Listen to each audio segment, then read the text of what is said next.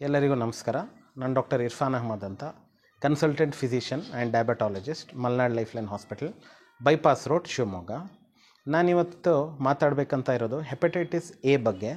ಈಗ ಇತ್ತೀಚೆಗೆ ರೀಸೆಂಟ್ಲಿ ಒಂದು ಲಾಸ್ಟ್ 2 ಮಂತ್ಸಿಂದ ಶಿವಮೊಗ್ಗದಲ್ಲಿ ನಾವು ಭಾಳ ಪೇಷಂಟ್ಸ್ ನೋಡ್ತಾ ಇದ್ದೀವಿ. ಜಾಂಡಿಸ್ ಅಂತ ಬರ್ತಾ ಇದ್ದಾರೆ ನಮ್ಮ ಕ್ಯಾಶುವಲ್ಟಿಗೆ, ERಗೆ ಮತ್ತು ನಮ್ಮ OPDCಗೆ. ಸೊ ಮೋಸ್ಟ್ಲಿ ಎಲ್ಲರಿಗೂ ಆಗ್ತಾ ಇರೋದು ಇದು ಹೆಪಟೈಟಿಸ್ ಎ ಅಂತ. ಇದು ಸ್ಪ್ರೆಡ್ ಆಗೋದು ಯೂಶ್ವಲಿ ನೀರು ಮತ್ತು ಊಟದಿಂದ, ಅಂದರೆ ಹೊರಗಡೆ ಊಟ ಸೇವನೆ ಮಾಡಿದರೆ, ನೀರು ಕುಡಿದ್ರೆ, ಅದರಿಂದ ಒಬ್ಬರಿಂದ ಒಬ್ಬರಿಗೆ ಸ್ಪ್ರೆಡ್ ಆಗೋ ಚಾನ್ಸಸ್ ಇರುತ್ತೆ. ಯೂಶ್ವಲಿ ಪೇಷಂಟ್ಸ್ ಬರೋದು ಸಿಮ್ಟಮ್ಸ್ ಏನಂದರೆ ಜ್ವರ, ಮೈಕೈ ನೋವು, ಹೊಟ್ಟೆ ನೋವು, ವಾಂತಿ ಆಗ್ತಿದೆ ಮತ್ತು ಯೂರಿನ್ ಕಲರ್ ಚೇಂಜ್ ಆಗ್ತಿದೆ ಸರ್, ಯೆಲ್ಲೋ ಕಲರ್ ಯೂರಿನ್ ಆಗ್ತಿದೆ. ಮತ್ತು ಮೋಸ್ಟ್ ಇಂಪಾರ್ಟೆಂಟ್, ನಮ್ಮ ಕಣ್ಣಲ್ಲಿ ಯೆಲ್ಲೋ ಕಲರ್, ಹಳದಿ ಕಲರ್ ಈ ಥರ ಕಾಣ್ತಾ ಇದೆ ಅಂತ ಬರ್ತಾರೆ. ಇದು ಒಂದು ಪ್ರಾಬ್ಲಮ್ ನೋಡಿದ ತಕ್ಷಣ ನಾವು ಯೂಶ್ವಲಿ ಕೆಲವು ಬ್ಲಡ್ ಟೆಸ್ಟ್ಗಳು ಮಾಡ್ತೀವಿ.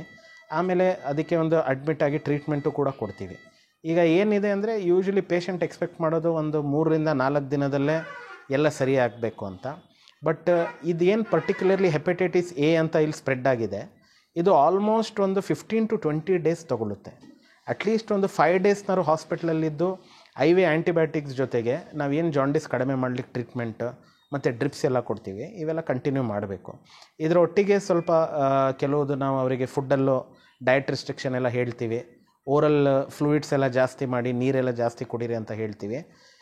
ಸರ್, ಇದು ಟ್ರೀಟ್ಮೆಂಟೇ ತಕ್ಕೊಳ್ಳಿಲ್ಲ ಅಂದರೆ ಏನಾಗುತ್ತೆ ಅಂದರೆ, ಕೆಲವೊಮ್ಮೆ ಈ ಜಾಂಡಿಸ್ ಏನಿರುತ್ತೆ ಇದು ಮೆದುಳಿಗೆ ಹೋಗೋ ಚಾನ್ಸಸ್ ಇರುತ್ತೆ. ಅವಾಗೇನಾಗುತ್ತೆ, ಮೆಟಬಾಲಿಕ್ ಇಲ್ಲ ಅಂದರೆ ಎನ್ಕೆಫಲೋಪತಿ ಅಂತ ಹೇಳ್ತೀವಿ. ಇದ್ರ ಜೊತೆಗೆ ಕೆಲವೊಮ್ಮೆ ಲಿವರ್ ಫೇಲ್ ಆಗೋ ಚಾನ್ಸಸ್ ಇರುತ್ತೆ. ರೀಸೆಂಟ್ಲಿ ಒಂದು ಪೇಷಂಟ್ ಅವ್ರು 2 ಪೇಷಂಟ್ ಈ ಥರ ಶಿವಮೊಗ್ಗದಲ್ಲಿ ಆಗಿದೆ ಅಂತ ಕೇಳಿದ್ದೀವಿ.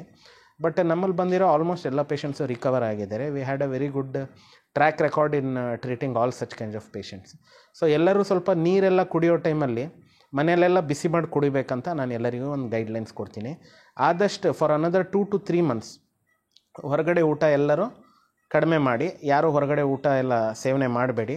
ಹಾಗೆ ನೀರು ಕುಡಿಯೋದನ್ನು ಎಲ್ಲ ಬಿಸಿ ಮಾಡಿ ಕುಡೀರಿ. Thank you.